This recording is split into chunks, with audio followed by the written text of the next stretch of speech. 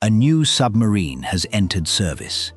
But the bigger story is not merely the delivery of one finished boat. It is the transfer of an entire industrial capability. For Pakistan, this program is about changing how submarines are acquired, assembled, supported, and eventually built at home. For China, it is another test of whether its naval industry can convert domestic designs into credible export products. And for the region, it adds a fresh layer to an underwater competition measured less by headlines and more by endurance, availability, crew training, and the quiet efficiency of shipyards.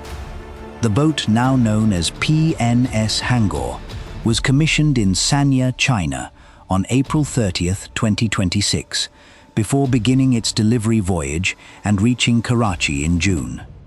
It is the first of 8 submarines in a program divided across 2 countries, 4 built in China and 4 planned for construction at Karachi Shipyard and Engineering Works under a transfer of technology arrangement.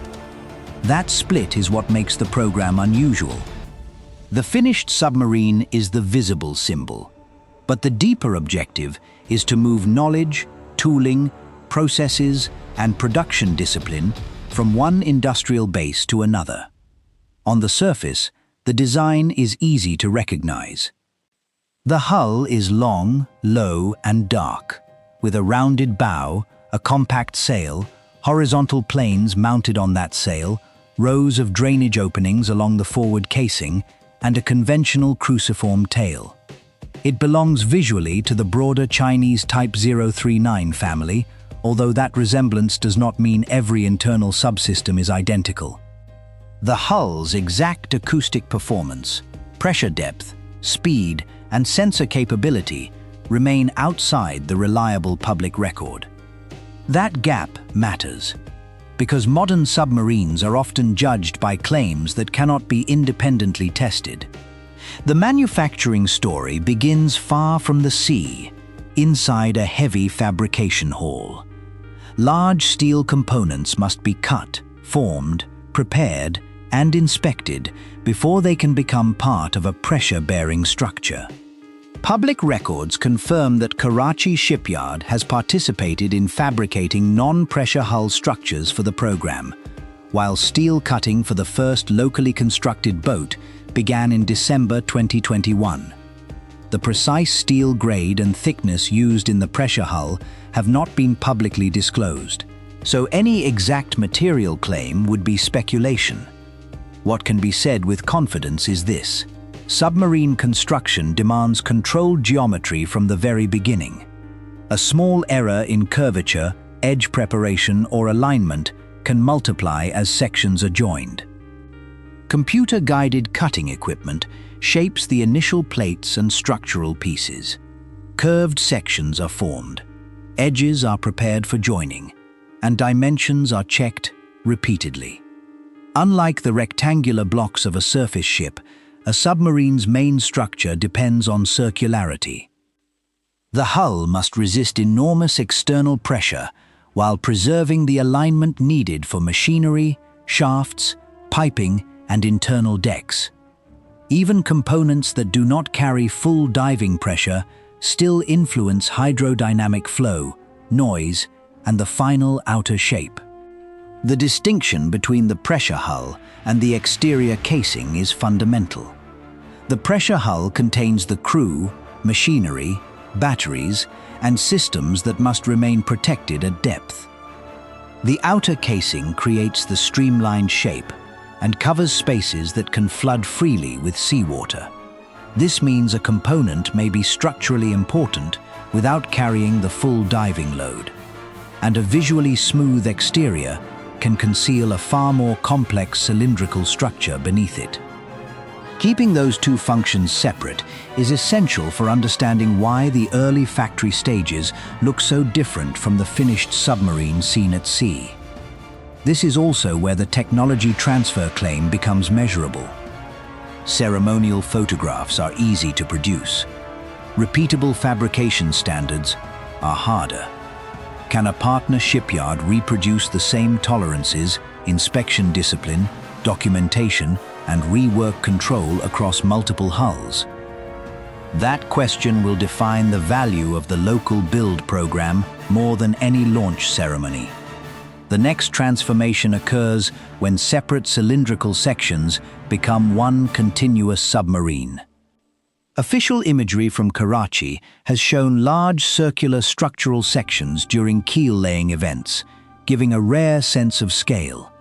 Each section must rest on engineered supports, remain round under its own weight, and meet the next module on a common centerline. The exact Hangor welding sequence is not public, but the industrial logic is clear. Alignment is checked before permanent joining. Access routes are preserved for later equipment, and inspections follow every major structural step. Submarines are crowded machines. Once the modules close, moving large equipment through the hull becomes far more difficult. That means construction order matters. Heavy assemblies, tanks, foundations, and major pipe runs must be planned around the geometry of the pressure hull.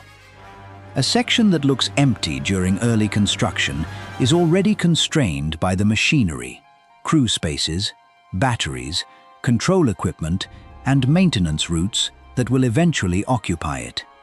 The strongest weld is not automatically the best weld if it distorts the surrounding structure. Heat input, shrinkage, and residual stress must all be controlled. Measurements are taken across the circumference and along the hull's centerline. Joints that fall outside tolerance require correction before later stages make access expensive.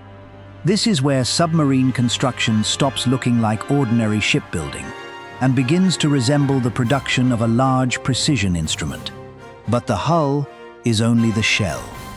The most difficult stage begins when the submarine must become a functioning energy, propulsion, and life support system, inside a volume where almost every centimeter is contested.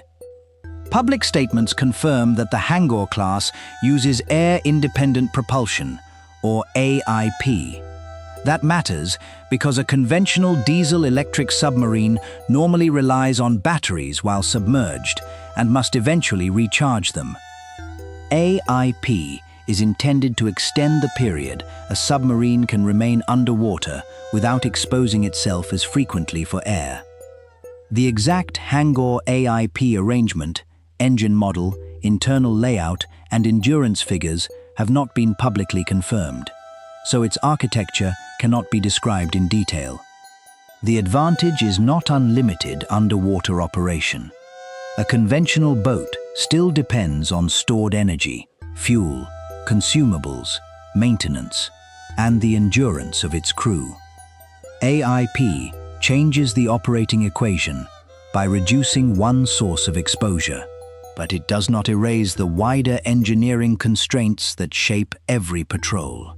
During outfitting, machinery modules are positioned while the hull remains accessible.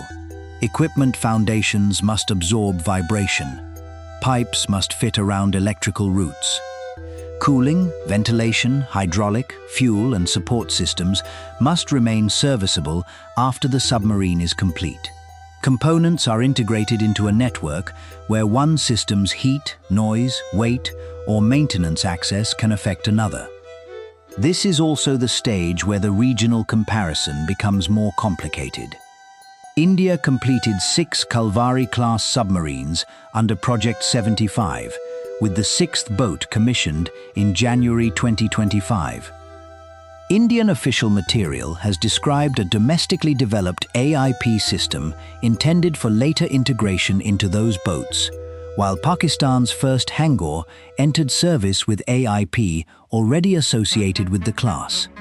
On paper, that creates a timing advantage. In practice, an AIP label alone does not prove that one submarine is quieter, more available, or more effective. Some observers will see the new class as a significant shift in underwater endurance.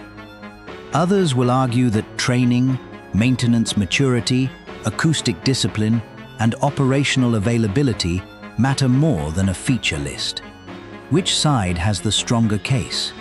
That cannot be settled from public photographs or manufacturer statements.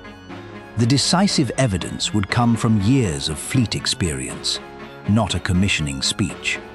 Once the major machinery is in place, thousands of smaller connections turn separate systems into one vessel.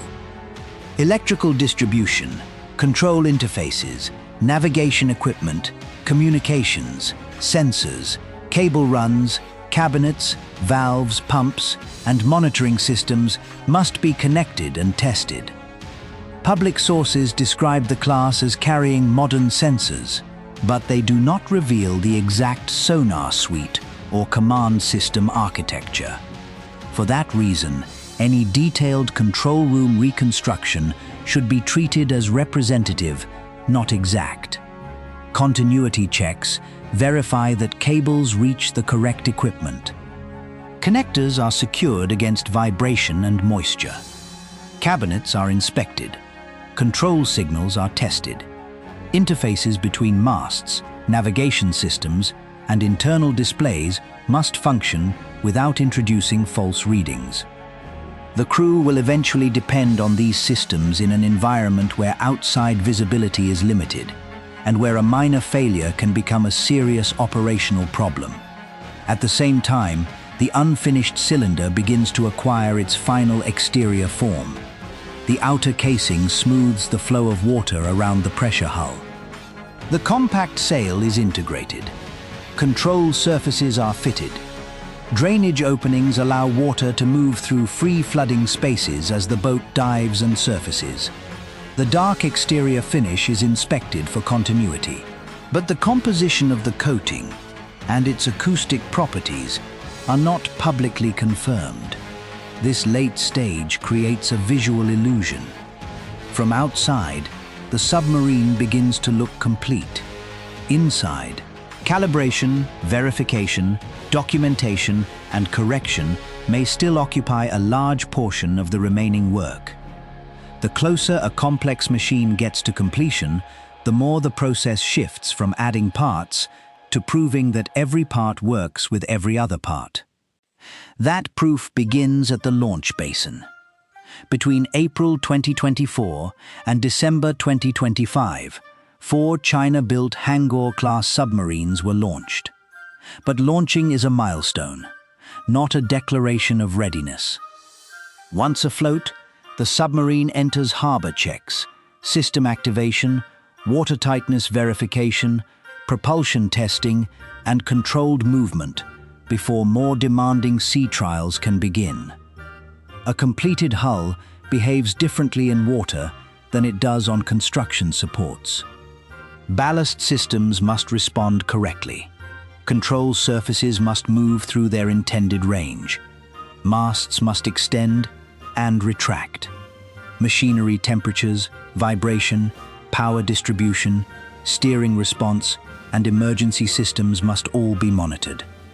Public reports state that the launched submarines underwent rigorous trials, but the detailed acceptance sequence and performance thresholds remain undisclosed. Sea validation is where manufacturing promises encounter reality. A submarine may meet dimensional tolerances in the factory and still reveal unexpected noise, vibration, software faults, cooling limits, or integration problems under load. Trials exist to find those weaknesses before operational service. The goal is not a dramatic high-speed maneuver. It is predictable behavior, repeatable system performance, and a clear record of every deficiency that must be corrected. This is why the first operational boat matters beyond its own hull number. It becomes a reference point for the next 3 China-built submarines, and for the 4 boats planned in Karachi. Lessons from testing, maintenance access, crew feedback, and supplier support can influence later construction. The program becomes a feedback loop rather than a simple production line.